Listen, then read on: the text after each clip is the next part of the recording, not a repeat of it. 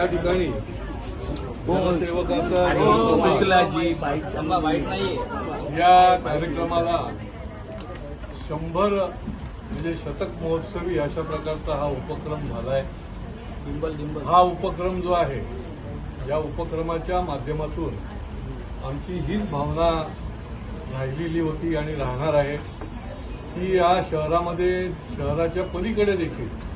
अनेक नागरिकांच्या छोट्या मोठ्या समस्या सामूहिक वैयक्तिक त्यांना शेवटी कोणी ना कोणी भेटला पाहिजे, समस्या ऐकून घेणारा असला पाहिजे आणि समस्या सोडवणारा पण असला पाहिजे आणि त्या भावनेबद्दल आम्ही हा जनसंवाद सुरू केला। बघता बघता 100 वेळा झाला हा उपक्रम। शतक महोत्सव सोमवार शुक्रवार परत सोमवार शुक्रवार आणि हे सगळं करत असताना नागरिकांना एकदा माहीत पडल्यावर नागरिक तर येत होतेच किंवा येतच राहतात,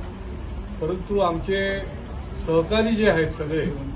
आता मी नावं घ्यायला लागलो तर कोणाचं तरी राहून जाईल, परंतु सगळे जे सहकारी आहेत मग त्याच्यामधले नगरसेवक असतील, पदाधिकारी असतील, अगदी बूथपर्यंत आमचा कार्यकर्ता असेल, महिला असतील, या सगळ्यांनी या ठिकाणी हा कार्यक्रम चालवण्याकरता फार मोठा त्यांचं योगदान आहे आणि त्यांच्या माध्यमातून देखील अनेक प्रश्न जे आहेत ते त्यांच्यावर सोपवून देखील ते सुटलेले। मला तर अतिशय समाधान वाटतं की जेव्हा कधी कोणी अडला नडला किंवा पीडित माणूस आपल्याकडे येतो आणि त्याची समस्या जी आहे ती आमच्यासारख्याच्या माध्यमातून सुटते, त्यावेळेला त्याच्या चेहऱ्यावर जो आनंद दिसतो तेच आमच्या दृष्टीने ते अवॉर्ड आहे। कारण की अनेक लोक या आजच्या काळामध्ये फसलेले आहेत, पीडित आहेत, अत्याचाराचे बळी पडलेले आहेत, सामूहिक दृष्टीने देखील त्यांची मोठ्या प्रमाणामध्ये पिळवणूक झालेली आहे, सरकारी किंवा महापालिकेच्या माध्यमातून देखील त्यांना न्याय मिळत नाही आहे आणि भटकत 5-5, 10-10, 20-20 वर्ष हे प्रलंबित प्रकरण आहे आणि त्याला कोणीतरी न्याय दिला पाहिजे, त्याच्या पाठीशी कोणीतरी उभं राहायला पाहिजे आणि त्या भावनेमधनं आम्ही या उपक्रमाकडे बघतो आणि या उपक्रमाच्या माध्यमातून मला अतिशय समाधान की केवळ ठाण्यामधलं नाही तर मुंबई असेल, धाराशिव असेल, कोकणातलं असेल,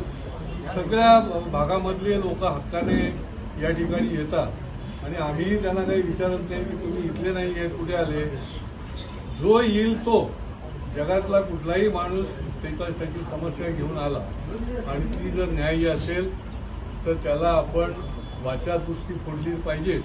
परंतु मोठ्या प्रमाणामध्ये त्याच्या मागे समस्या ती सुटण्याच्या मागे देखील लागलं पाहिजे आणि आज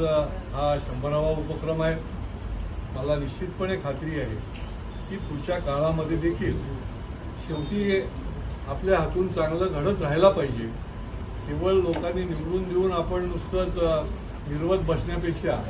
आपली कर्तव्य भावनेने त्याच्याकरता मग सोपा प्रश्न असो अवघड प्रश्न असो त्याच्याकरता आपल्याला झटलं पाहिजे आणि त्याच्यामुळे आम्हाला अतिशय आनंद वाटतो। अनेक मोहिमा देखील आम्ही या माध्यमातून चालवल्या। ज्या शिक्षण संस्था CBSEच्या ज्या पद्धतीने पिळवणूक करतात त्याच्या विरुद्ध मोहीम आखली। हुक्का पार्लर मुक्त मोहीम जी आहे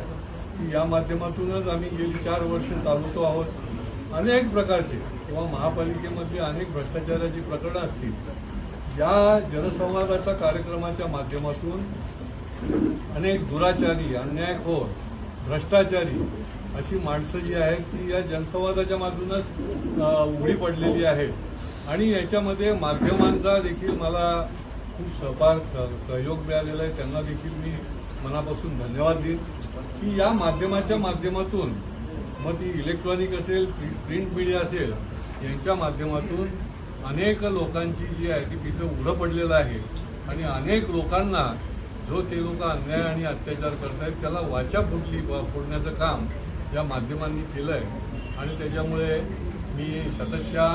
आमच्या सगळ्या सहकाऱ्यांचं देखील धन्यवाद देतो आणि जे म्हणून येणारे आहेत त्यांना प्रामाणिकपणे विश्वासाने त्यांना आपण ही ग्वाही देतो की आपला प्रश्न न्याय्य असेल तर त्याच्याकरता निश्चितपणे आम्ही प्रामाणिकपणे पाठपुरावा करत आलोय, करत आहोत आणि करत राहणार आहोत, परंतु आपली देखील साथ पाहिजे। काही प्रश्न आहेत ते प्रलंबित राहतात, त्याचा खूप पाठपुरावा करायला लागतो, परंतु तो जर न्याय्य असेल